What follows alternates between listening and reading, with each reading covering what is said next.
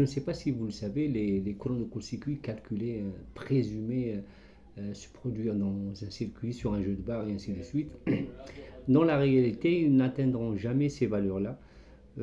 Pourquoi? Pour la simple raison que nous utilisons toujours au plus près de la source des disjoncteurs boîtier moulé et boîtier ouvert. Ces disjoncteurs-là disposent d'une caractéristique assez intéressante qui s'appelle la limitation du colon de court-circuit. Donc c'est quoi cette limitation du colon de court-circuit? C'est tout simplement, pour l'expliquer facilement, l'ouverture d'un circuit en charge s'accompagne toujours par la création d'un arc entre le contact fixe et le contact mobile, donc à l'intérieur du disjoncteur, à l'intérieur du pôle. C'est exactement pareil quand on veut éteindre la lumière chez soi. Généralement, on a un petit arc. Dès qu'on éteint la lumière, on a un petit arc au niveau de l'interrupteur. C'est de ça que je parle. Donc, on a ouvert un circuit en charge. Ça veut dire qu'il y a une circulation de courant. Systématiquement, dès que entre le contact fixe et le contact mobile, il y a un arc. Les gens qui ont fabriqué justement les disjoncteurs, qu'est-ce qu'ils se sont dit?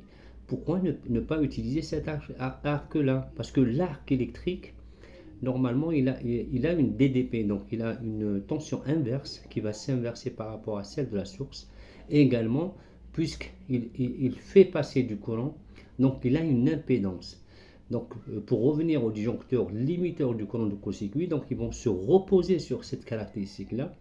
Donc, quand ils sont placés à l'origine de l'installation, ou bien au niveau des tableaux, donc eux-mêmes, admettons qu'un court-circuit il va survenir sur un disjoncteur aval, donc ce court-circuit-là, il va passer à travers justement ce disjoncteur, il va entamer l'ouverture, donc dès que son contact dans le pôle, ça se passe à l'intérieur, hein. Donc le contact mobile et le contact, dès qu'ils vont se séparer, il y a création d'un arc. Cet arc-là, il est maintenu au maximum, donc maximum pour qu'il puisse justement, avec son impédance, limiter le courant de court-circuit présumé.